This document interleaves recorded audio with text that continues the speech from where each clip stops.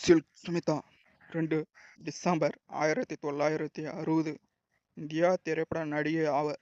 Silk Smitha 1970களில் ஒரு ஒப்பனை கலைஞராக இவர் திரைத்துறை வாழ்க்கையை தொடங்கினார். சில்க் சுமிதா தமிழ் நடிகர் வினு சக்கரவர்த்தியால் வண்டி சக்கரம் என்ற திரைப்படத்தில் சில்க் என்கின்ற சாராயம் இருக்கும் பெண் கதாபாத்திரத்தில் முதன்முறையாக அறிமுகப்படுத்தினார். அந்த பெயரை இவருக்கு கிடைத்துவிட்டது. இவரது 17 வருட சினிமா வாழ்க்கையில் தமிழ், தெலுங்கு, கன்னடம், மலையாளம் மற்றும் இந்தி ஆகிய மொழிகளில் 450க்கும் மேற்பட்ட திரைப்படங்களில் நடித்தார். சில்க் சுமிதா இயற்பெயர் விஜயலட்சுமி. பிறப்பு டிசம்பர் 2, 1960, ஏலூர், ஆந்திரா பிரதேசம், இந்தியா. இறப்பு செப்டம்பர் 23, 1996, அகவை 35, சென்னை, தமிழ்நாடு, இந்தியா. வாழ்க்கை வரலாறு. இந்தியாவின் ஆந்திரா மாநிலம் ஏலூர் என்ற இடத்தில் பிறந்தவர் விஜயலட்சுமி. பிறப்பால் ஆந்திரா மாநிலத்தை சார்ந்தவர்.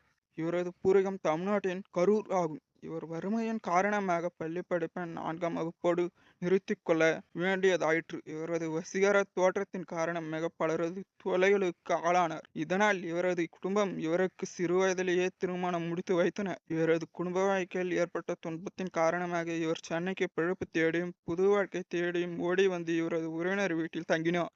திரைத்துறை வாழ்க்கை.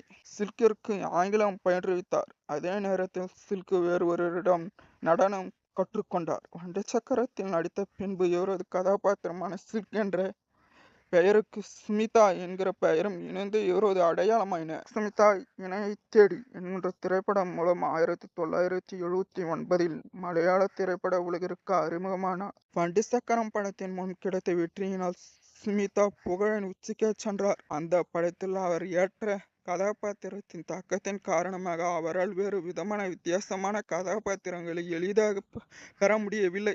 தெலுங்கு, மலையாளம், கன்னடம் மற்றும் சில இந்தி திரைப்படங்களிலும் நடித்தார். இவரது கவர்ச்சிகரமான தோற்றத்திற்கு 3 முகம் திரைப்படத்தில் இவர் ஏற்றிருந்த துணிவான கதாபாத்திரத்தும் இவர் தமிழ் திரையுலகை தெலுங்கு, கன்னடம், மலையாளம், இந்தி ஆகிய துறைகளில் புகழ்பெற்றார். இவரது கவர்ச்சி நடனம் மற்றும் இடம்பெற்ற அமரன் போன்ற படங்கள் பெரிய அளவில் வெற்றியை தேடி தந்தது.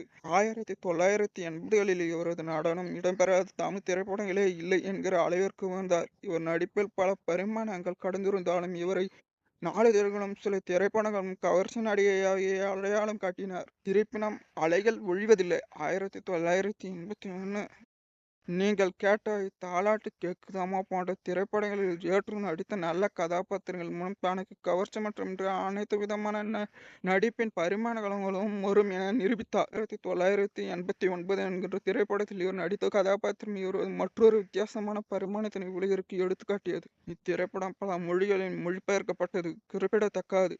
இவரது மற்றொரு நல்ல படமான பாலு மகேந்திராவின் 3ஆம் பிறை மிகப்பெரிய வெற்றி பெற்று கமலஹாசன், ஸ்ரீதேவியுடன் இணைந்து இவர் நடித்த இந்த படம் இந்தியிலும் சத்மா என்கின்ற பெயரில் மீண்டும் படமாக்கப்பட்டது.